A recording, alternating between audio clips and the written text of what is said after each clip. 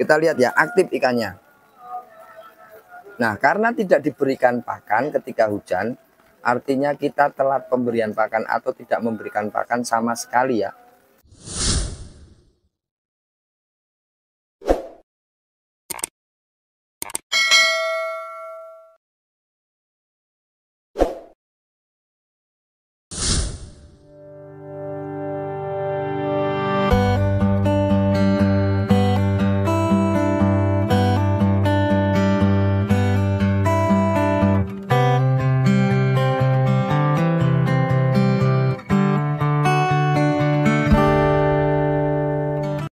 Banyak pertanyaan dari teman-teman ya.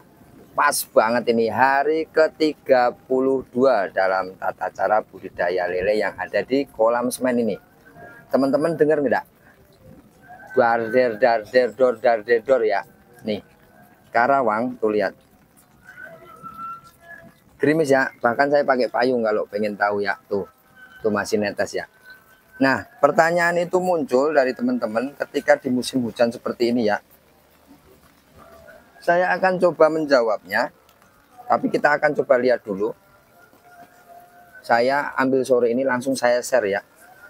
Kebetulan hari ini adalah hari ke-32 untuk lele yang ada di kolam semen ini untuk pembesaran ya. Jadi pertanyaannya itu, Om, kenapa lambat pertumbuhan? Nah, hari ini hari ke-32, ikan puasa makan sorenya. Kalau teman-teman mengikuti reel saya kemarin, kita puasa di hari Senin. Kalau nggak salah hari ke-30, 29, 30 itu puasa ya, hampir 36 jam. Pemberian makan malam, sampai dengan malam lagi, sampai dengan pagi itu nggak dikasih pakan. Kita lihat ya, aktif ikannya. Nah, karena tidak diberikan pakan ketika hujan, artinya kita telat pemberian pakan atau tidak memberikan pakan sama sekali ya. Kita akan coba lihat dulu. Tuh, ikannya sehat ya. Nah, otomatis kalau kita tidak memberikan pakan ketika hujan atau seharian full hujan, artinya ada beberapa waktu yang tidak kita berikan pakan sehingga pakan itu tidak dicerna oleh si ikan. Ikan lapar seperti itu. Nah, untuk poin keduanya adalah kenapa ketika musim penghujan itu ikan rentan terhadap penyakit. Waduh, gludak-gluduk ya, apa namanya? Itunya hujan ya. Jadi gerimis malahan. Darder dor ya karawang ya. Nah, pertanyaan kedua, kenapa ikan sering terkena penyakit ketika musim penghujan? Kita lihat ya. Jawabannya adalah teman-teman belum paham ya untuk merawat air, merawat ikan, pemberian pakan dan lain-lain. Mungkin seperti itu jawabannya. Nah, penjabarannya adalah ketika musim penghujan, kita lihat ya. Kolam saya di sana ada terpal ya. Dia desainnya adalah di bawah itu sekam. Nah, kalau di kolam saya itu bawahnya itu full ya, semen, di bawah itu plesteran, langsung menyatu ke tanah. Artinya ketika dinginnya tanah itu naik ke dasar kolam sehingga menyebabkan suhu yang ada di kolam, di dasar kolam itu rendah.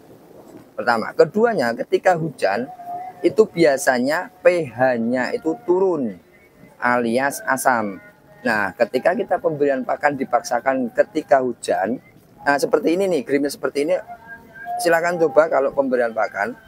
Kalau tidak beruntung ya, kalau kita tidak beruntung, biasanya ikan akan sakit tembung. Nah, itu jawabannya. Nah, keduanya adalah ketika suhu turun, pH turun, itu adalah di mana tempat bakteri tidak baik atau bakteri jamur itu berkembang biak di bawah kolam. Makanya kenapa desain kolam saya, walaupun kolamnya adalah kolam terpal, itu bagus ya ikannya, karena saya setting airnya tinggi. Ketika suhu dingin di bawah, tidak seperti kolam terpal ya, di bawah itu dingin, ikan akan ada di atas. Nanti kita akan kocor, biasanya seperti itu. Metode-metode ini adalah pengalaman saya, jadi nanti kalau ada kurang atau tidak cocok boleh ditambahkan ya.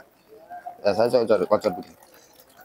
Kebetulan ini pas banget Maret, Saya pakai payung untuk memvideokan ya. Kita lihat tuh. Biasanya saya akan kocor seperti itu supaya si ikan itu aktif di atas walaupun di bawah banyak amonia atau racun, atau bahkan dia dingin suhunya, dia masih ada di atas, masih aman. Nah, biasanya saya puasa. Toh kalaupun nanti makan, biasanya saya kasih setelah reda ya. Setelah reda saya kasih garam grosok, diencerkan 2 genggam saja cukup karena kolamnya ini kecil ya, 1,5 kali 3. Itu biasanya saya encerkan, saya sebarkan rata. Nah, setelah itu tunggu 10 menit, itu diberikan pakan sehingga ikan mengombak. Air tengah itu akan bercampur dengan air atas. Air atas biasanya asam karena hujan itu ada di atas. Sedangkan center drain saya itu ada di bawah ya buangannya. Nah, kebuangnya itu adalah air bawah biasanya. Nah, jika teman-teman biasanya ada yang buangannya itu di atas. Nah, kalau saya tidak cocok. Logika saya adalah padatan ketika air masuk ataupun air hujan masuk, biasanya padatanlah yang terbuang. Kita akan coba lihat ya. Kita lihat tuh, padatannya akan terbuang. Ini contohnya misalkan hujan ya, atau air kotor masuk. Nah, ini padatannya tuh, lihatin tuh. Wow, nah inilah yang menyebabkan yang namanya jamur di bawah. Ikan akan sakit. Nah, makanya saya sering bicara adalah desain kolam itu penting. Karena dari awal kita membentuk rumah si ikan ini, kolam ikan ini sesuai dari awal itu sudah didesain. Ketika hujan, ketika panas itu seperti apa, kita sudah desain dari awal. Treatment air juga penting. Perawatan air harian, perawatan air mingguan itu juga penting. Makanya kenapa saya tanya, mungkin teman-teman belum paham atau belum bisa merawat air dengan baik dan benar. Karena kalau saya pribadi, pengalaman saya ya begitu. Desain kolam itu sebagian dari perawatan air ketika ikan hidup ya setiap harinya sampai 2 bulan 3 bulan dari awal tepar sampai panen. Keduanya adalah treatment air menciptakan bakteri baik dalam kolam sehingga membantu proses di mana sisa padatan atau sisa pakan ikan itu berbentuk fase, dia akan diolah ya amoniaknya. Nah, padatannya akan dibuang yang namanya setiap hari, itu perawatan air harian.